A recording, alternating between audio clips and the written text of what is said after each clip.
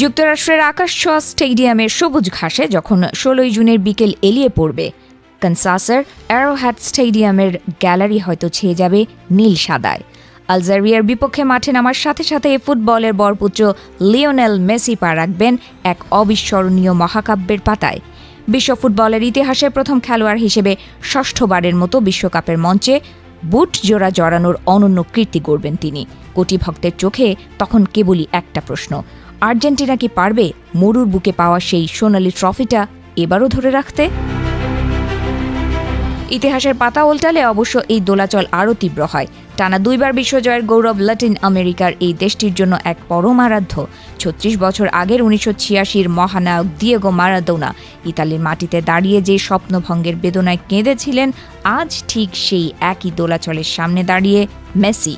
39 ছুঁই ছুঁই জাদুকরের এটাই ক্যারিয়ারের শেষ বিশ্বকাপ, আর বিদায়ের সুরটাকে আরও একবার বিশ্বজয়ের আনন্দে রাঙিয়ে নিতে উন্মুখ হয়ে আছে গোটা আলবিসেলেস্তের শিবির। বাঙালির ফুটবল আবেগের আদিগন্ত জুড়ে থাকা এই দলের সামনে এবার অবশ্য গ্রুপ পর্বের সমীকরণটা বেশ সহজ।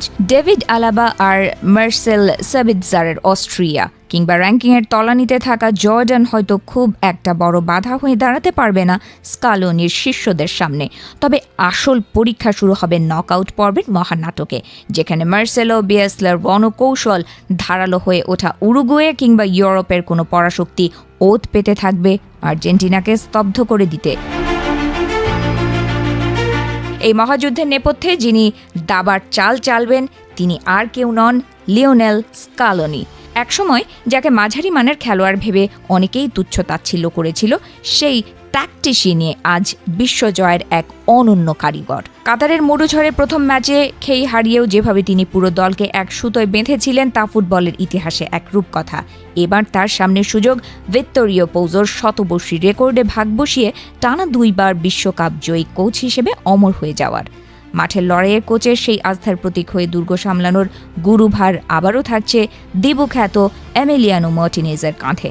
কাতারের ফাইনালে অতিরিক্ত সময়ের শেষ মুহূর্তে কোলো মুয়ানি সেই অবিশ্বাস্য শট ঠেকানো কিংবা টাই ব্রেকারের মনস্তাত্ত্বিক লড়াইয়ে জেতা এই গোলরক্ষক এখন আরও পরিপক্ক। অতি সম্প্রতি অ্যাস্টন ভিলাকে ইউরোপা লিগ জিতিয়ে ফর্মের তুঙ্গে থাকা দিবু যখন গোলবারের নিচে দাঁড়াবেন, তখন প্রতিপক্ষের ফরওয়ার্ডদের বুকে কাঁপন ধরাটা অবধারিত।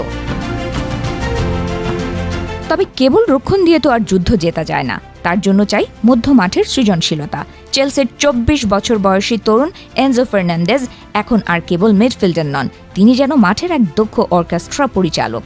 তার সাথে লিভারপুলে পরীক্ষিত অ্যালেক্সিস ম্যাক অ্যালিস্টার আর মাঠের ভেতর মেসির ছায়া হয়ে থাকা রড্রিগো ডি পলের বোঝাপড়া আর্জেন্টিনার মাঠকে করে তুলেছে ইস্পাত কঠিন, যা যে কোনো প্রতিপক্ষের আক্রমণকে গুড়িয়ে দিতে সক্ষম।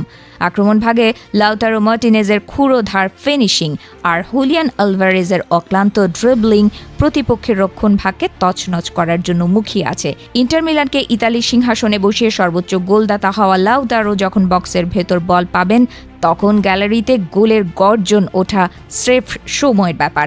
তরুণ আর অভিজ্ঞতার এই নিখুঁত মেলবন্ধনই স্কালোনির দলকে টুর্নামেন্টের অন্যতম দাবিদার করে তুলেছে। তবুও এই মিশন মোটেই কুসুমাস্তীর্ণ হবে না, কারণ প্রতিশোধের আগুন বুকে নিয়ে ওত পেতে আছে কিলিয়ান এমবাপ্পের ফ্রান্স। গত ফাইনালে হ্যাট্রিক করেও ট্রফির ছোঁয়া না পাওয়ার সেই ক্ষত ফরাসিরা এবার সুদে আসলে উসুল করতে চাইবে। ওদিকে ব্রাজিলের 24 বছরের আক্ষেপ ঘোচানোর তাড়না কিংবা ক্রিশ্চিয়ানো রোনালদোর শেষবারের মতো পর্তুগালকে নিয়ে জ্বলে ওঠার স্বপ্ন। সব মিলিয়ে আমেরিকার মাটির এই লড়াই রূপ নেবে এক আধুনিক কুরুক্ষেত্রে। সব হিসাব নিকাশের ঊর্ধ্বে গিয়ে ফুটবল প্রেমীরা অধীর আগ্রহে অপেক্ষা করছে সেই মাহেন্দ্রক্ষণের জন্য।